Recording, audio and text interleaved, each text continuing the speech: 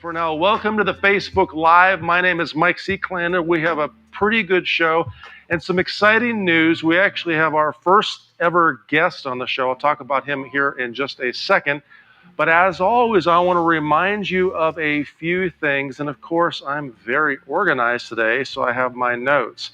And the first thing is safety. So, of course, if we are doing any kind of dry fire today, I want to make sure that you completely and totally follow all safety rules. So if you're going to dry fire, if you're going to handle any firearm whatsoever, please make sure that firearm is unloaded and clear, and you have a safe backstop and a safe dry fire backstop, and you follow all other safety rules. So please do me a favor, check your guns right now. Of course, I've got a table full of guns here. I actually have a couple that are converted with Cool Fire trainer kits. You can see that red and that silver barrel, which is kind of cool because it allows me to pull the trigger and I actually get slide cycling felt recoil. And by the way, the Cool Fire trainer, if you go to coolfiretrainer.com, they are today's show sponsors. So I have Cool Fire converted Beretta 92 made by Wilson. I've got a Cool Fire converted Glock 19 that's gassed up as well.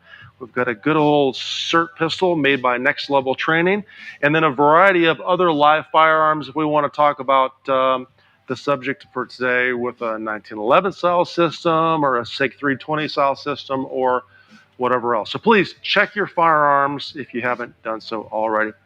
Now, if you're an old follower, not old like literally old, but old school, like you've been following me for a long time, you know that I'm going to ask you to click the share or the like button to please let people know we're on live. Of course, Tuesday afternoon at 1 p.m. Central Time is a little different time than normal, so please click the share button, share it to a couple groups or whatever else. Who do we have on right now? We have a bunch of people on. Oh my gosh.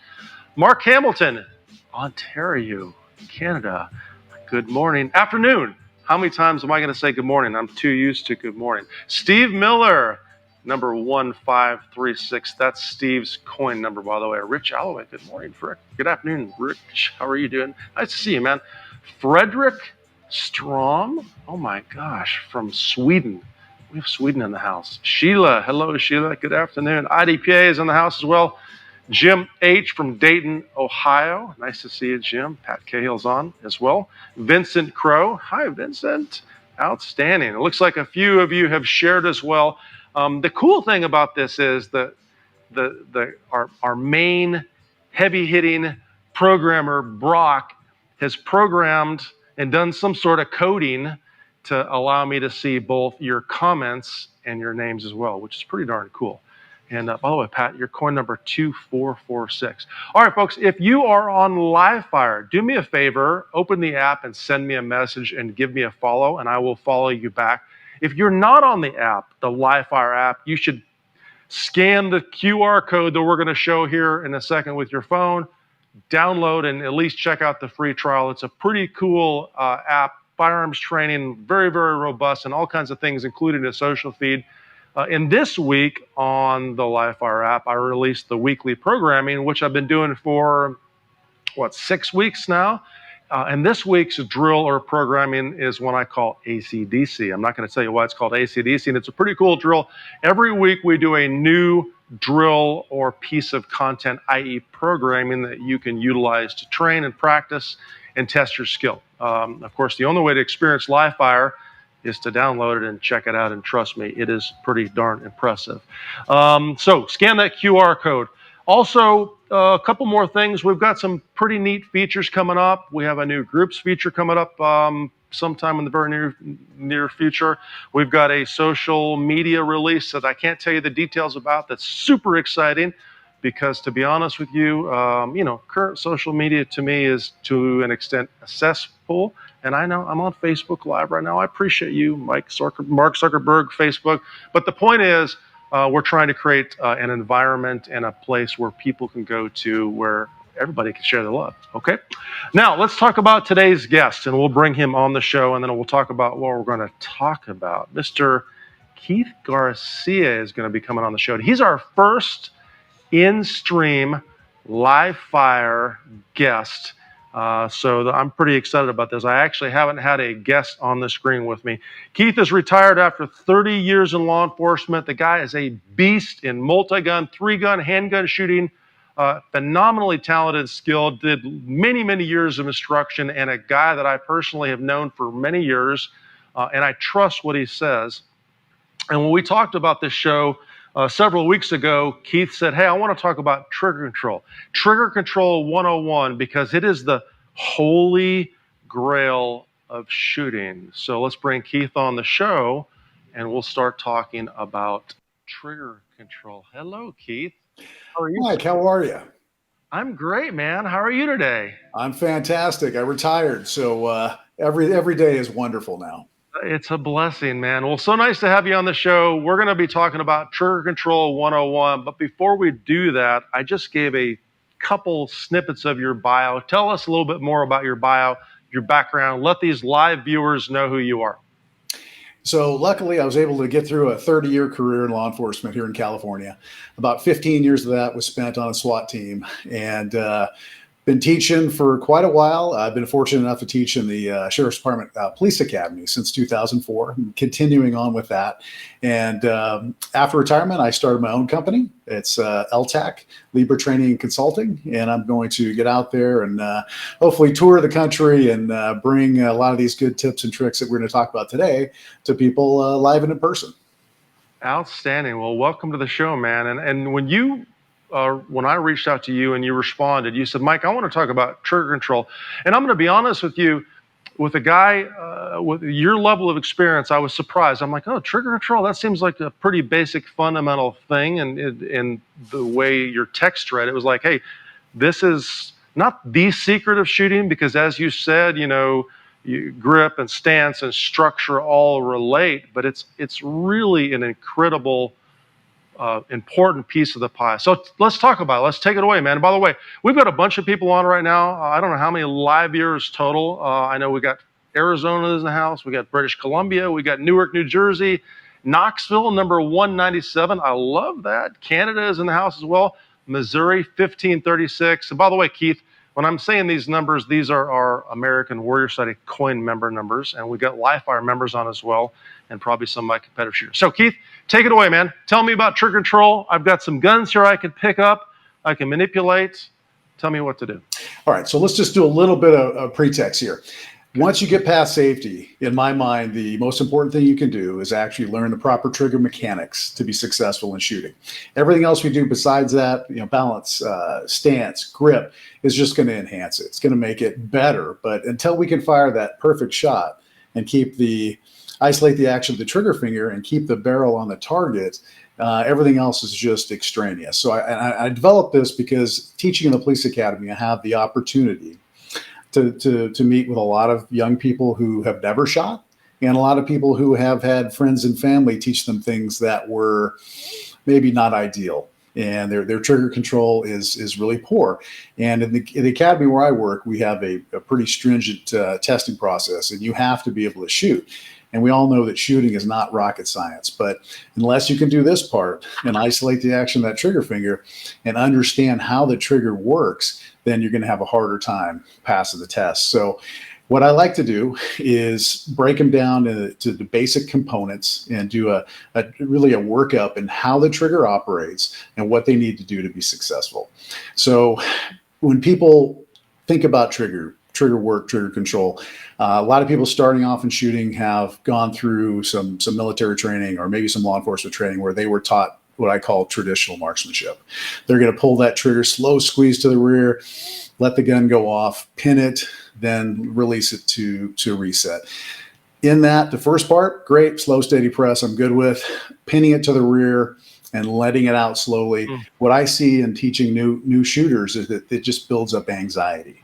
So let me interrupt you real quickly, Keith. When you're talking about the stages of the trigger, could you walk me through and let me actually make contact with the trigger so you can define what you're talking about? Because I think we use pretty much the exact same terms, but I want the audience to be able to, to see what I'm doing as well. So talk to me through the stages of trigger. Okay, so once we get the proper grip, balance, stance, we're up on target. What I talk them through in my warm up and when I'm teaching is I want the first 10 draw strokes or the first presentations from high ready. I don't even want them contacting the trigger. I just want them to come up, see those sights, get them on the target. Okay. The next 10 presentations, I want you to touch the trigger, but I don't want you to put any pressure. Okay, so literally touch, but no prep. Okay. Correct. The next 10, I want you to touch the trigger, take up that pre-travel all the way to the wall, which we're going to call prep. Okay, so give me that term one more time. Pre-travel? Yeah, pre-travel. So do you call that prepping the trigger? Yes. Okay, good. So we did 10 reps of aiming the gun, just presentation. We did 10 reps where we just literally touched the trigger. And now I'm going to do some reps of taking the slack out of the trigger. So here's the question for you at that point in time. I would assume these are dry fire reps? These are, but we also have a live fire addition to it. But with your gun, we can go into the live fire part of it.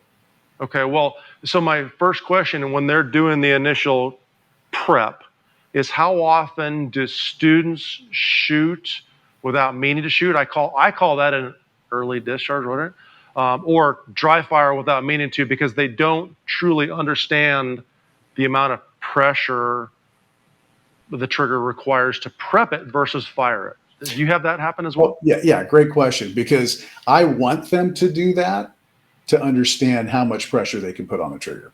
Because then I know they're actually trying. They're not just simulating putting pressure on the trigger, because a lot of times, especially students in large groups, maybe they don't get it and they're going through the motion, or they're looking at the student next to them to see what they're doing. So if they go too far and actually release the striker or the hammer, then I understand, okay, you are trying to take it to the wall. You went a little too far, but now you'll just learn something. That's where it is. That's where you're actually going to release the striker or the hammer. Let's try to get to that spot without doing it. Yeah, so if I make that mistake and oops, I pull that trigger and I didn't mean to pull the trigger, that becomes probably the best lesson of the day. I realize, okay, I'm trying to prep the trigger, but I over prep the trigger and had too much pressure, which allows you to fix that as the instructor. Say, okay, let's just learn the pressure on the trigger, right? Correct. Because if you don't get to that point, then you're just kind of faking it because you don't really understand what's going on. It's easy to pick up at that point. And what we see, obviously, with newer shooters is all these little fine motor movements with the finger. They're not getting that right away. And this way, before they start shooting, if I show them these mechanics, then they start to learn that, okay, there are different parts of the trigger. Because as soon as you put ammo in that gun with a new shooter, all of it goes out the window. So the dry fire portion of this is critical. We do a whole day before we even get out to the range, the first day in the academy, where we're going to, out of an 8-hour day, they're going to literally shoot about 40 rounds, but it's going to be in the last hour. The first 6 hours plus a lunch is going to be just working on safety and working on breaking down how this trigger works. Man, I love that. In my 2-day program, competition, defense, anybody I teach, to be honest with you, I rarely go live fire until afternoon. I've done structure, and I talk about exactly what you're talking about. And we go through the stages of the trigger, touch the trigger, prep the trigger. Okay, then eventually we get to the point where I'm going to have them fire the gun and then do what's next. Of course, I don't want to talk about that because I don't want to steal your thunder, but I love that process. And by the way, folks, if you're watching right now, Mike Seeklander live streaming. I've got Keith Garcia on. We're talking about Trigger Control 101. You can throw your comments up there if you want. Please click the share button. Let other folks know we're on. If you want to send a text message or share it to a group or whatever else, that would be greatly appreciated. And by the way, if you have a question and somehow I miss it, we kind of have a unique commenting system here. Please throw it back up there again. Just copy and paste it and throw it back up in the comments again, because we want to make sure that Keith has the opportunity to answer your question. Keith, I do have a question from one of the viewers right now. I'm not sure if you saw that, from Vincent Crow. Is this trigger prep drill intended to train to pass a qualifier, to train for competition, or to train for defensive shooting? So give the audience your opinion on trigger control as it relates to all of the spectrums. Defensive, which would be, your police officers as well. Competitive, is it different? Or is trigger control the same? So for me personally, having been in law enforcement for a very long time and been a competitive shooter for a very long time, I know that this foundation is applicable to both, as well as concealed carry, personal defense situations. You need to learn how to pull the trigger straight to the rear without moving the gun dramatically if you're going to either be successful in law enforcement, in a conflict, or in competition. So this is to build the mechanics to pull the trigger correctly, as opposed to jumping in and just trying to hold the gun really tightly or trying to force the, when I went to the academy, when you shoot low left, they said aim high right, things like that. It's, we've come a long way, luckily, but Yeah. This to me, learning the mechanics of the trigger and being able to pull that trigger straight to the rear is applicable to all scenarios, rifle, pistol, and shotgun. When you're applying it, whether it's law enforcement, it's a personal defense, or competition. Cool. And by the way, we have a bunch of folks on. We have looks like David Habig joined us from Arkansas. Welcome. And of course, I just saw Frank.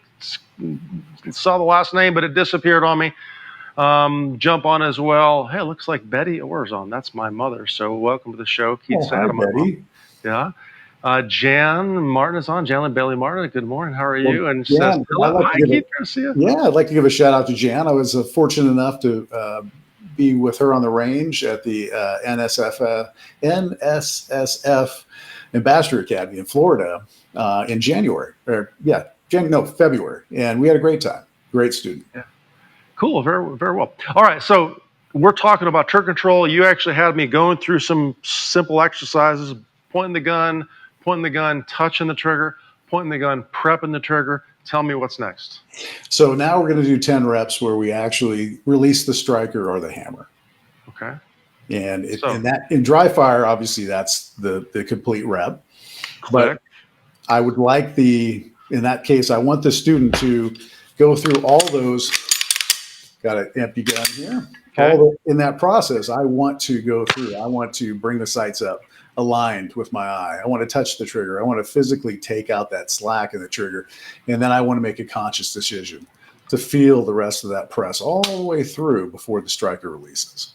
And if they're able to break all those down for me in dry fire, and actually talk me through it, a little teach back of what they're doing and what they're feeling. And if they can feel that portion where it's really light, the pre-travel is really light. I hit the wall. Right. And now as I push through that wall, I'm feeling different stages in that release of the striker or the hammer. Because we all know there's various amounts of pressure that need to be applied to the trigger before it actually releases the striker or the hammer. So once they start getting that feeling and they can explain it and teach it back, then I see that they start to understand the proper mechanics.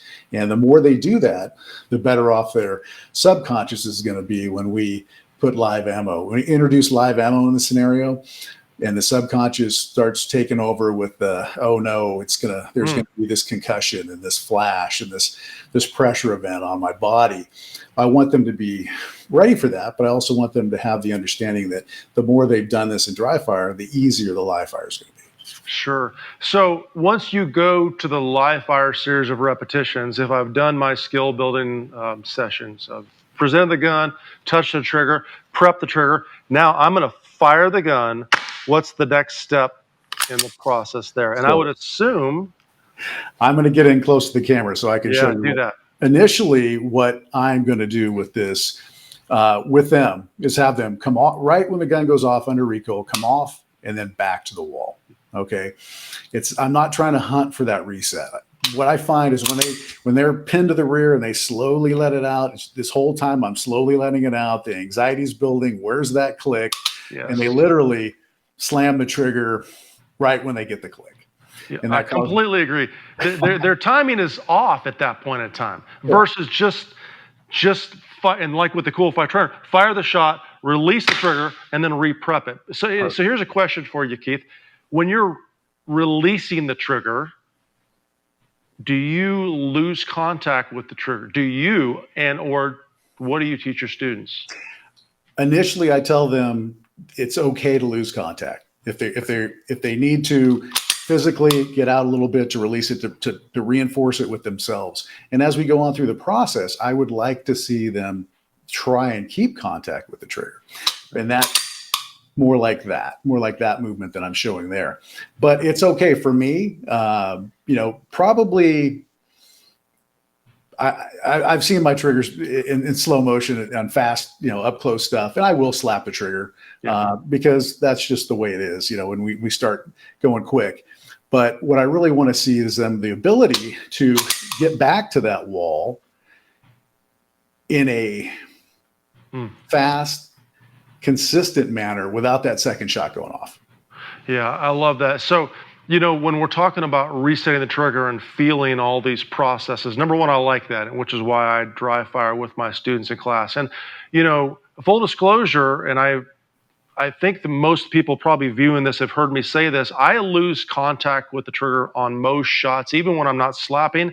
And Keith, I think it's because I've taught on so many different platforms across the board. I know that if I release and lose contact, I guarantee I'll reset any trigger, depending on, and it really doesn't matter what the trigger length or trigger reset length is. I won't short stroke it or whatever else. I don't know if that's right or wrong. I don't tell my students it's right or wrong as well. But you address the term, and I want you to address it for the audience as well, and then we'll do some Q&A. You said in video, when you slow motion yourself shooting fast, you're slapping the trigger, as everyone is. They're doing this with their trigger finger. But of course, in the community, oftentimes we hear, well, that's wrong. You shouldn't be slapping or jerking the trigger. I think you and I are both pretty good shooters, so we can argue that. But what would you respond with on slapping the trigger, or just what I call accelerating through the trigger? So on close targets, when you're going fast, like you said, everyone's going to do it. Now, learning the trigger mechanics and understanding when I'm pulling when I actually prep the trigger and pull it from that second digit or the second knuckle as opposed to the first, I can do this pretty fast, and I can slap the trigger and keep it for these non-technical shots, I'm going to call them. Let's say out to 7 yards, I got a full size A zone. I can go fast on those targets. I will slap the trigger because I know that I'm not shooting a technical shot. Now, if we get out to a 15-yard headshot only, 25-yard plate rack, something where it calls for a little bit more trigger control, a little more technical shot, that same flip and press here gets me back to the wall, where then I can get the sight picture necessary for the target size and distance, and give it the proper attention and trigger control to let that shot go in the appropriate speed, because that really. Go ahead. Do you agree with the statement that the accuracy comes from the process of pulling the trigger, and of course what your fingers are doing while that's happening? Speed comes from, on a harder shot at least, comes from the process of resetting and getting back to the wall, just like you referred to. 100%. And that's why I get away from the traditional marksmanship, because when you're trying to prep the trigger, when you're pinning the trigger and then letting it out, it's also a slower process. This is going to be much faster to get back to that spot where I can fire a more technical shot than it is. Here's the unique thing. Rob and I talk about this all the time. As you know, I teach classes with Rob Latham sometimes. And I don't know, when we say traditional marksmanship, that pull the trigger, pin it, hold it to the rear, I hate to even say that's traditional marksmanship, but I know it was traditionally what was taught in a lot of academies, and maybe it came from Glock as they transitioned over and had to teach revolver shooters how to re-prep the trigger. But it shouldn't be traditional, because the bottom line is, if you fired the gun, you should get ready to fire the gun again. If you're pulling the trigger to the rear and holding it there, you're just wasting time, right? Correct. And that's that time to release the trigger slowly to the wall. I mean, it's a detriment, whether it's rifle, pistol, or shotgun. You're then taking extra time to release it. And in my mind, your subconscious is saying, and your conscious mind, oh, I got to find that spot. And when I find it, whether you want to or not, a lot of times the result is this. You just automatically pull it, because you want to, we want to have the satisfaction of firing that shot. So as soon as we get there, we think it's good to fire it as soon as the trigger's ready. But you save time and you save effort by going out past that reset point and coming back to it. Yeah, and Sheila had a good question. Says, how is that different from slopping the trigger? One of the things that I would answer to Sheila and let you weigh in as well, Keith, is we have all these terms, jerk or slap or press or push or pull, and they're literally just words. But if we break down the trigger control that we're talking about, anything where for me, I have an accelerated pull and a control pull. My accelerated pull is literally an acceleration through the trigger, what you might have called a slap. And a control pull is one where I've slowed down and I've prepped the trigger because the gun requires additional aiming. Like that, the reason we're prepping the trigger, like you said earlier, is because that shot requires more attention, not because we want to feel the wall. Right? Would you agree with that? Oh, 100%. I want to get back to a spot where I can pay attention, give the trigger enough attention to fire the shot that's at hand. Whether the target size and distance is easy or hard, I need to give it the proper respect. Yeah. To me, that's the ultimate goal of this, is to understand, and we don't know that till we do the practical application, but we must respect target size and distance. And when we finally figure out how much respect we give this to that target, then we know how fast we can shoot pretty much anything within a handgun range. Yeah. And folks, by the way, if you're just joining us, my name is Mike Seeklander. I'm joined by Keith Garcia, an incredibly talented shooter, 3-gun shooter, multi-gun handgun, former law enforcement officer, as well as instructor. We're talking about Trigger Control 101. So if you're on, please do me a favor, click the share button and try to get as many viewers as we can in front of the camera, or the screen, I should say. And also, if you have a question or something you want to ask, because I know I'm going to ask Keith some more questions as well, please type it up in the comments and send it back up there again if I miss it. We have a little bit of a challenge in terms of our commenting system. Sometimes I miss them if we have a lot of people commenting. So if you have a question, please put it up there. Click the like button. Once again, thanks for joining us on this live show. So I get to ask the first question, Keith, for you. Trigger finger position, because you already referred to the isolation of this joint versus this joint. Where do you believe the best trigger finger trigger position is? Like, where should I make contact with the trigger and why? Oh, it'd be great if we had a universal answer to that question, but hand size is huge. Yeah. The size of the gun, the size of your hands, the length of your fingers definitely will affect trigger finger placement. For me, I have relatively good size hands. So from this position here, if you see my trigger finger is now bent solely at that second joint. So when I pull the trigger and release it, I'm actually moving from that second joint. And my trigger finger is just going to be, mid swirl on the actual first pad, because then I can pull straight to the rear. I don't go in. That would be the first joint there. This would be the tip. Neither of those work for me. For me, it's right here, mid first pad, so I can operate that trigger straight to the rear. 100%. I completely agree. I'm in exactly the same position. Do you find that your finger may go to a slightly different spot depending on the speed you're pulling trigger? Here's why I asked the question. This is a great example. I've got a CERT 320 demonstration tool handgun. And I find that when I'm pulling the trigger fast, really fast, when I go really fast, my finger tends to slide out more toward the tip. Now, I don't change the position much, but it tends to move a little bit. Full disclosure, this little laser, my dog likes to chase the laser around. So the faster I pull the trigger, the more the dog likes it.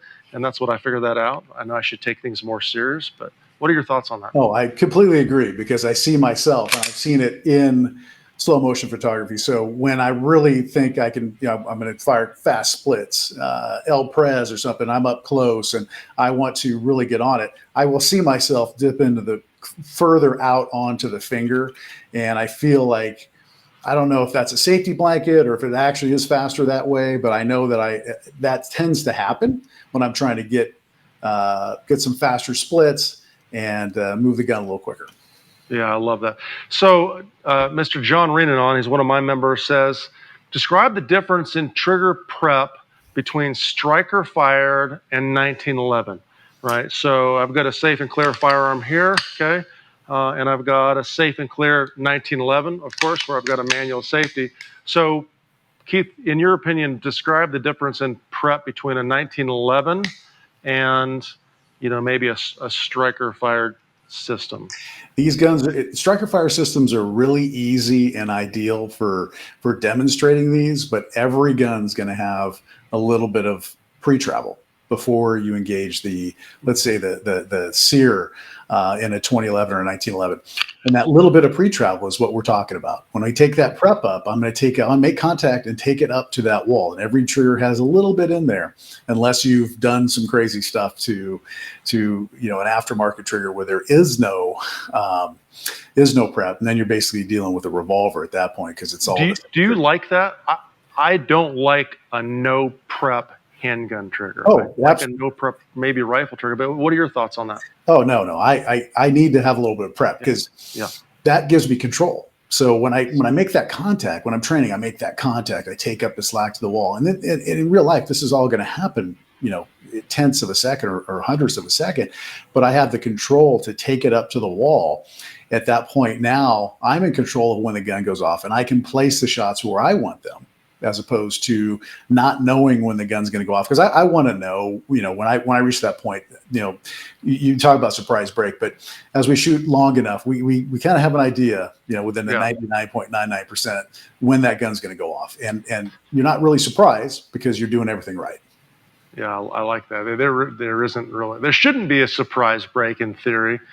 So I have another question that I'll ask from Ed. But before that, because we're talking about that subject, contrast handgun with rifle. In a rifle, we may have. I'm going to grab the rifle. Stage trigger. Yeah, grab a rifle. Me too. We'll both grab some awesome rifles here. Check this bad boy out. Whoa, nice. I am unloaded and clear, sir. Looks like you are as well. So, Keith, when we're talking about trigger prep, correct me if any terminology is different than you use. A single stage rifle trigger is typically no prep. You make contact with the wall right away. A two-stage rifle has a little bit of prep. So I'd be curious, which is your preference? Because for me, uniquely enough, this is the Wilson Combat 3-gun trigger, right? So basically, it has some roll to it, which allows me to reset the trigger fast, but it doesn't have any slack like true prep. So I understand what you're saying, and I understand a lot of people like that in a rifle. I personally still like the same amount of trigger control and the same breakdown. So this is an AR Gold from American Trigger Corporation, and you'll notice I have slack. I have pre-travel on this trigger. So when I make contact, I take out that pre-travel, and then I can make a conscious decision to let it go. Now, this is a very light trigger. It's probably a pound and a half at this point because it's really well worn in. But I'll tell you what, where this really plays a factor is long range. Yeah. When you get down in that position, and this is really all that matters. This last little bit, I want to have that control. I want to be able to under recoil when I'm firing those the shots 500, 600, 700 yards in a 3-gun match. The really hard ones. I want to be able to flip and press and come right back to that spot. Because you know exactly where you are on the trigger in that case. Exactly. Yes. This set is set up very similar to my 2011 triggers. I have that little bit of pre-travel. This would be very similar to one of my Akai custom guns. Just take up that little bit of pre-travel. I decide when the gun goes off, but then under recoil, I've got that little bit of slack in the trigger so I can come right back to that spot. So when you are pressing the trigger, I use the term accelerated pull on a rifle, and they're close. We're talking 10, 15, even 20 yards. You and I are probably running the rifle as fast as we can pull the trigger. You're just pressing right through that slack, meaning that staging or prep of the trigger doesn't matter because you're accelerating straight through. Correct. Right? That's going to be this is the trigger speed. It's going to be as fast as I can get on it because these guns, the way they're set up, Hmm.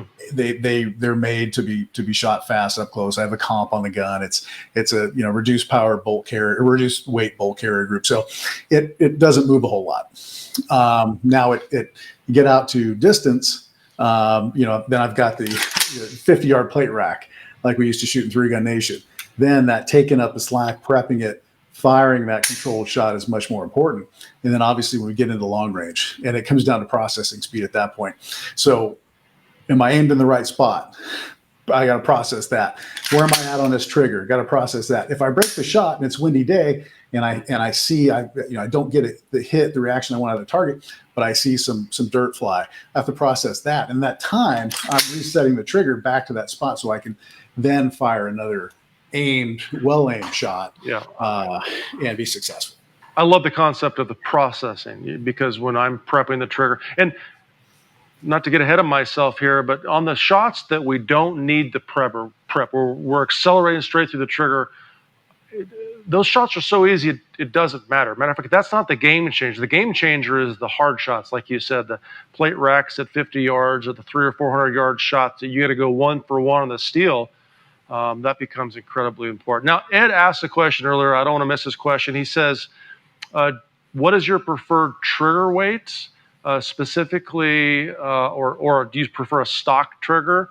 And maybe when you answer that question, you can distinguish between maybe what you carried on duty or think should be on duty, or a defensive gun, versus the fact that your competition triggers are probably crazy light. Yeah, obviously the competition stuff, I want to have the best trigger possible, because every little bit of extra poundage you have to add to your trigger press is going to possibly result in moving the gun around. So I rifle, pistol, and shotgun, I want to have the best trigger I can get.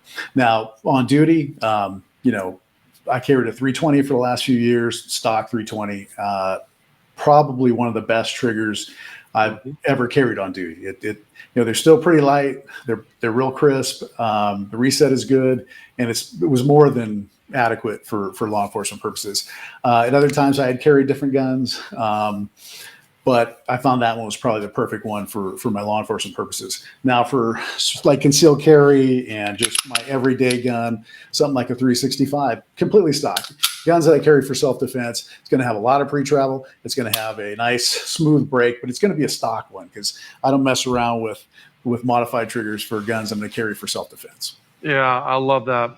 Now, so Alan Kelly asked a good question, and he said, do you see some people will let their finger walk to or past the first joint? So what I would assume that means is past that initial joint, and then the contact of the side of the finger and the gun could cause an accuracy issue. And for me, if I wrap around too deeply, I can squeeze the trigger and be like super accurate, but I can't reset it fast. But what are your thoughts on that happening, or do you see that happening, and do you correct that if you do? Oh, 100%. So in the academy, we will get people of all different stature, and we will no doubt have a few guys that are just huge, have huge hands, and they're trying to find a spot on the trigger that works for them, and pretty soon trying to get the right grip causes their finger to walk way in past the first joint, and then they start rubbing on that side, the right side for a right-hander, and I think it does affect accuracy. It's the same reason that I don't advocate putting the thumb of your support hand on the gun to use any pressure, because that pressure has to be offset by something else. And when I see people pressing down hard with their non-dominant hand, on the thumb on the frame, they have to compensate. And I start seeing the muscles in their forearm flex, trying to keep the gun straight, because they're pushing on it. Equal opposite reaction has to take place if you're going to keep it on target. So if you get too deep and you start pushing and rubbing the frame, especially if you don't realize that's what's going on, you will have that same effect of pushing the gun around that you didn't intend. Yeah, I love that. Hey, and folks, if you're joining me right now, Mike Seeklander, joined by Keith Garcia, we're talking about the holy grail of shooting, trigger control. And if you haven't shared this live stream, please share it, or just tell someone that what we're doing and what we're talking about. Maybe a new shooter that you know, bring them on. Say, hey, you want to learn some things about trigger control? Listen to this expert, Keith Garcia. And I have another question for you, and this is from Jan Bailey Martin. Jan wants to know what drills you might recommend for increasing trigger speed or decreasing split times, and then take that wherever you want, because I think that we got through some of your initial trigger manipulation concepts, but we didn't go much farther than that. So for me, the doubles drill, and Hashin Kim came up with this drill, and basically you pick a distance. And then you start off in the high ready or compress ready or ready gun position here. Yeah, and when you bring the gun up, you're going to fire 2 rounds as fast as you can. And you start at 5 yards, and then you'll maybe do 10 reps of that. You're going to look at the result on the target and see, okay, how, because I don't think splits aren't going to win you anything. Right. Being able to fire as fast as you can accurately is what's going to carry the day. So whether that's defensive or competition, being able to keep the gun on target under stress is going to be what's going to do it. So that doubles drill, starting off at 5, shooting it and seeing, okay, did I keep them all in the A? Is it pushing off left or right? Oh no, okay, let me go back to 7. Let me go back to 9. Let me go back to 12. And then understanding how fast you can pull the trigger at different distances is better than trying to pull the trigger fast, in my estimation. Yeah, I love that. If you don't mind, I'm gonna add one thing and have you weigh on it, and then I want to have you show your grip. Sheila McKinney, I think I'm reading that right, wants to see your grip. But here in a second. But before that, if you're working that trigger speed type drill, I do the exact same thing for at least 2 rounds, and sometimes I'll add more shots, which allows me to test the structure, my upper body structure, my grip, and stuff like that. But would you agree with this? Good trigger control is also good grip control. Because if I'm moving these supporting fingers while I'm pulling the trigger, I'm going to move the gun. So when you're doing a drill like that, you probably need to pay attention to the sensation in your hand, right? And make sure that you're not moving the gun when we're firing it. Would you agree with that? 100%. And we want to isolate the action of that trigger finger so we can keep the hand from moving around, the gun from moving around. One of the ways I found to do that is I will physically take my hand, just act like I'm pressing on the grip of the gun. Now, I can do this pretty easily when there's no resistance. But what I'll do is I'll take a rubber band, I'll pull, I'll add some resistance, and then I'll check my grip. As I add more resistance, I see the grip start to break down.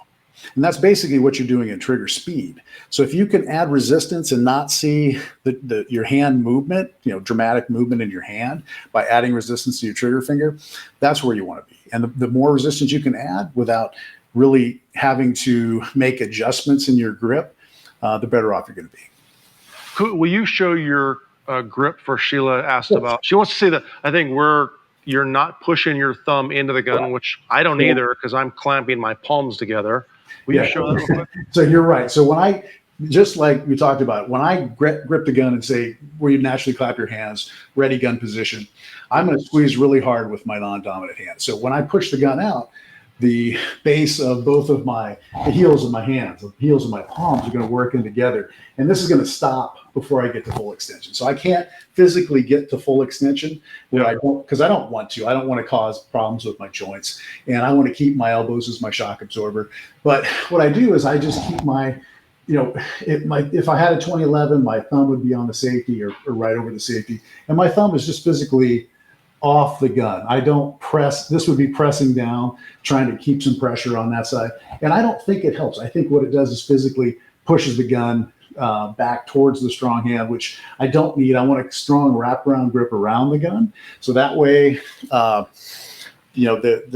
breakdown points are going to be less than if I have to accommodate for pushing the gun one way or the other with either my going in too deep with my trigger finger and pressing on the frame, or pushing on any part of the.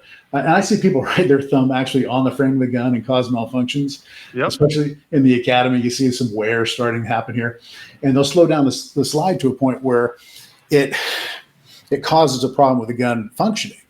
Now, the reason I tell them not to do that, especially in law enforcement, is under stress, that grip that you've been practicing, that I tell them to grip as hard as they can, right up to the point where the gun would shake. if you haven't been doing that and getting it dialed in under stress, you're gonna grip the gun even harder. And if you're pushing on the frame of the gun with your thumb, and unfortunately you get up into the slide, you're gonna cause a malfunction. And if you watch a lot of police shooting videos on YouTube, you will see a lot of malfunctions. Guys either aren't holding the gun properly, giving it enough inertia to recoil, or they're gripping and they're causing problems with the gun actually cycling and functioning. Yeah, I love that. And Chris Mawale, I'm not sure, Chris, if I'm mispronouncing that, I'm sorry, forgive me, I'm not good at name pronunciation. He says, does the support hand help in making sure my trigger finger doesn't disturb his sights?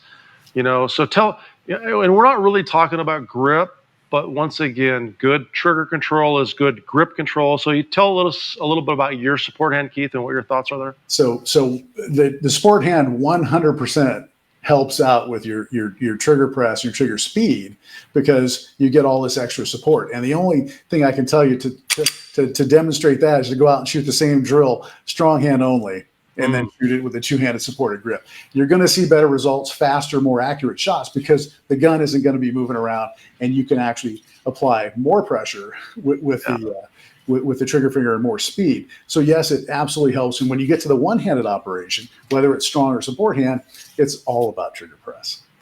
You have to have gotten all the bugs out of your trigger press, or you're gonna see some real dramatic changes in accuracy. Yeah, I always tell my students, this hand is always trying to move the gun. This hand is saying, stop moving. Yes. I'm moving. 100%. Stop moving. 100%. Eventually, we need to learn how to stop moving with that hand as well for one-handed positions. But yeah, I like that as well. So, folks, if you're joining us live, we have a bunch of people watching right now. Thank you so much for joining us. My name is Mike Seeklander. I've got Keith Garcia on.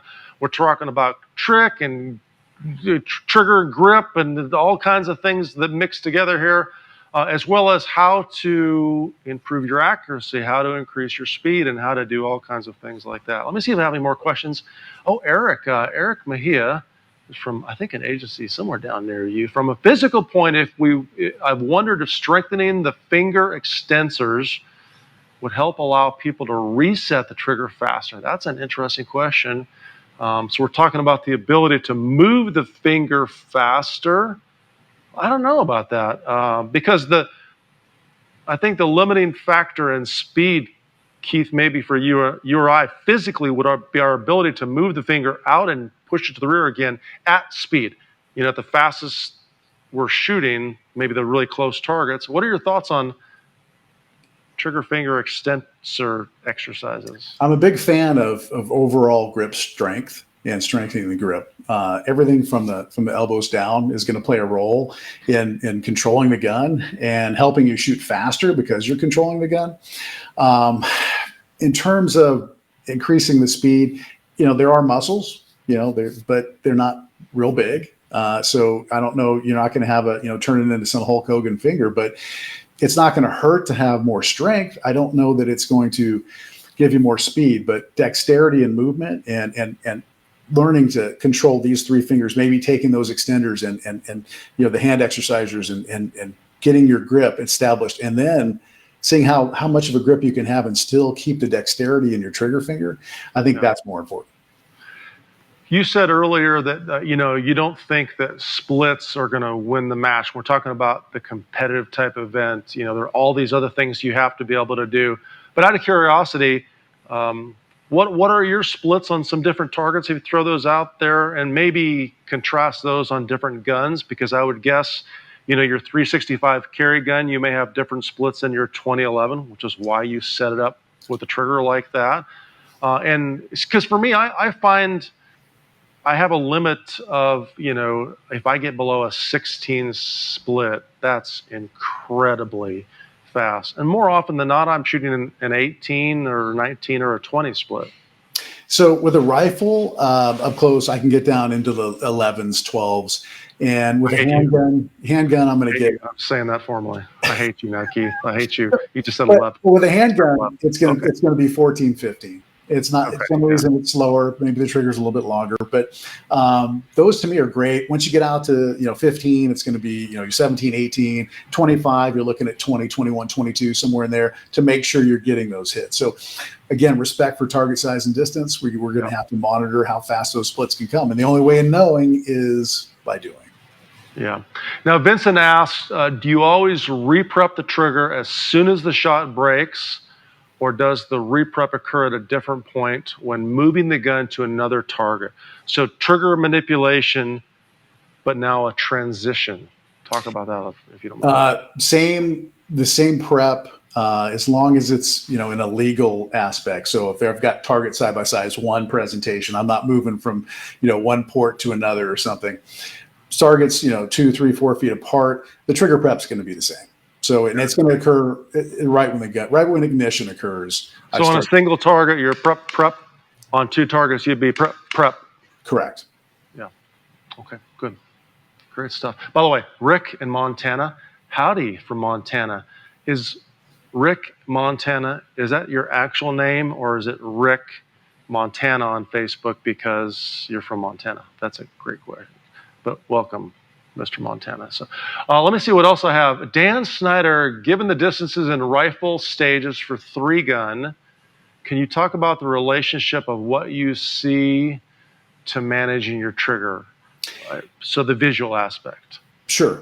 So the trigger is set up exactly the same way on my rifle as my pistol. So I can manage it the same way.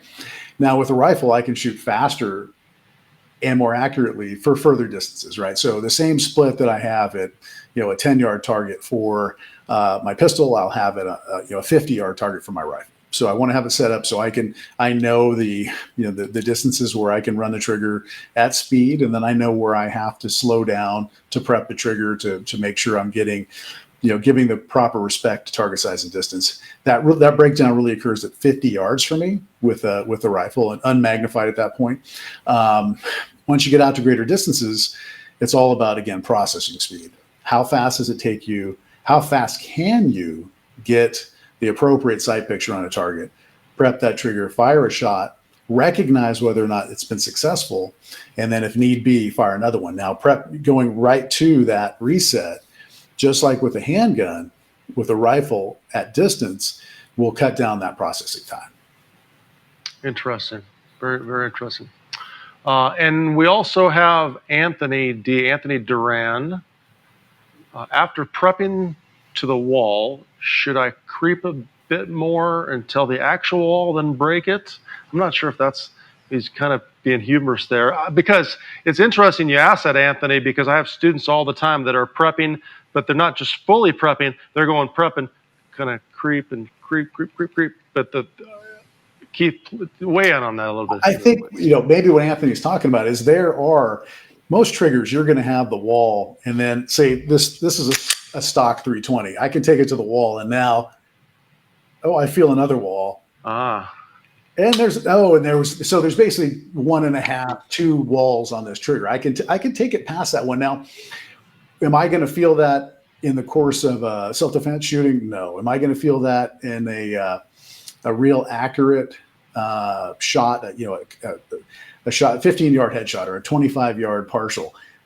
I probably should, and hopefully I do. And well, I probably wouldn't be shooting this gun in that aspect, but I want to take it to the wall and make a conscious decision not to break the shot until I'm at the wall for those shots. If your gun has multiple stages, the more you take up, the more accurate and potentially successful you're going to be.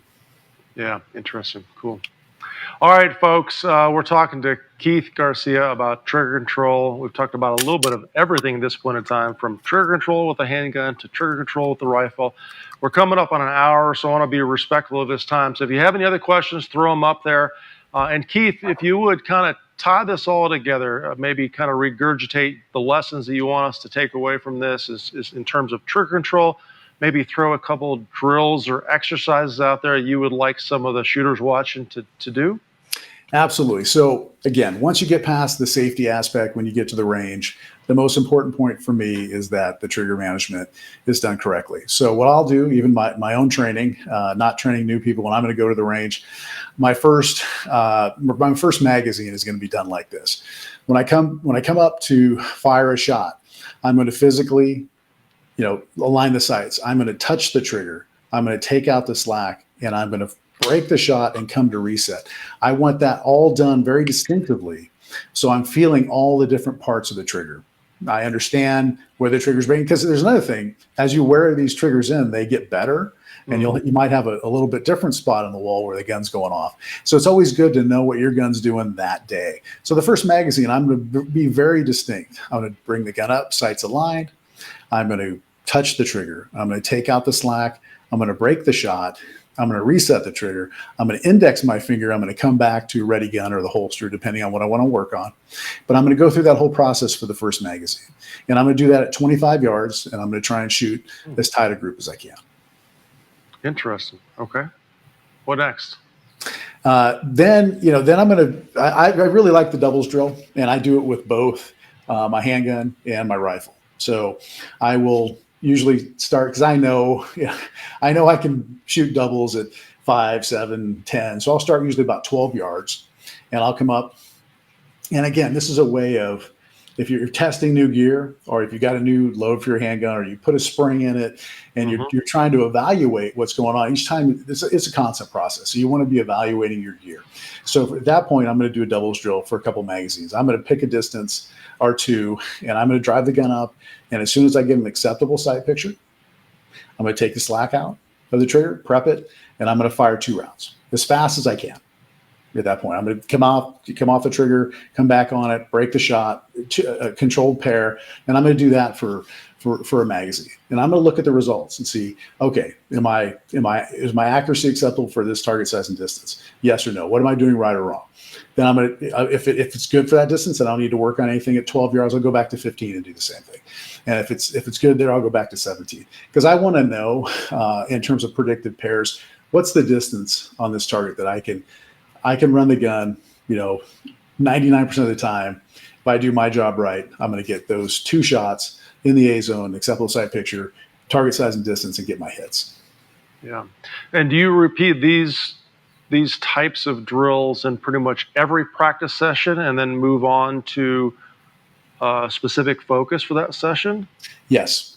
Yeah. I'm going to start off doing this because you're looking at your recoil management. Sure. In the second, the doubles drill is all about recoil management. So for me, combining the trigger press and then adding the recoil management aspect of it, firing that second shot, to me, if there's anything breaking down in your grip or your trigger management, it's going to come out right there. And you need to address that really before you go on and work on other things. I always tell people, before you shoot a drill at speed, shoot the drill, because 3 gun will set up stuff that's very technical or very difficult or longer shots. Make sure your gun is capable of making the shot. Make sure you're capable of making the shot before you get the timer out and start doing it at speed. Because if your gun or your skill level isn't to that point yet, it's just going to lead to frustration, because you're trying to shoot fast, but you're not learning anything because you're not making the shots.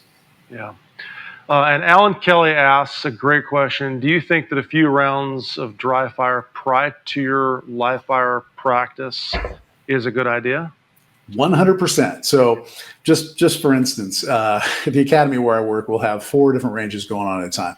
And when the students get to my range, they know by day 3 or so of this 3-week process we go through that they're going to get up on the line. No matter what they were doing with the other ranges, they're going to unload, and they're going to give me 25 perfect dry fire reps before we do anything. I love that at the start, and honestly, maybe at the end as well. Right? Yeah, oh, absolutely. Yeah. Especially when I'll do one-handed operation with them, and, strong and support hand, they're having to clear type 1 and double feeds. And they really start getting into the hammering the trigger because they're not used to doing this stuff. I make them slow down at that point, come back and do dry fire at the end, because that way they're pulling it all in. They're not leaving the range with all these bad, habits of slapping the trigger. Sure. Okay, so one more question, and then I'm going to let you tell everybody where they can find you, or if you have a website or want to hire you for a class. So here's the question for you.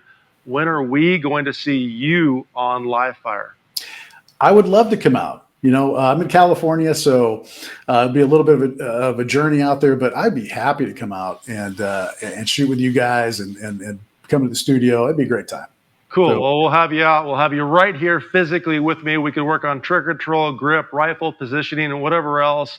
And we'll get you on the app as well, so you can show us some of your drills or maybe comment on some of the folks that are on there. So thanks very much, folks. Keith, tell people where they can find you, where your website is, classes, anything you want to tell them about stuff you got coming up. So first, let me just say thank you, Mike. It's been an honor being the first live guest on the stream. I really appreciate you bringing me on. And thank you to all the viewers with the great questions. My website was supposed to be done yesterday, but if anybody's dealt with web designers, it's a little bit unpredictable. So LTAC, Libra Training Consulting, is the website will be up soon, hopefully this week. But in the meantime, on Facebook, on Instagram, I'm Keith Garcia 3Gun. On Facebook, it's just Keith Garcia. And my email is keith.garcia343 at gmail.com. And I'm getting out there and I'm doing some tactical 2-gun classes. I can do competition classes, rifle, pistol alone. I think people, especially in the law enforcement community right now, and civilians are liking the aspect of using a carbine and a pistol in the same class. So got a ton of information I'm trying to get out there for people using both platforms and going back and forth between the two. So I'm really looking forward to teaching a lot of classes in that respect. So please hit me up if you have a range or access to one and you want to host a class. I'd love to talk to you about it. Cool.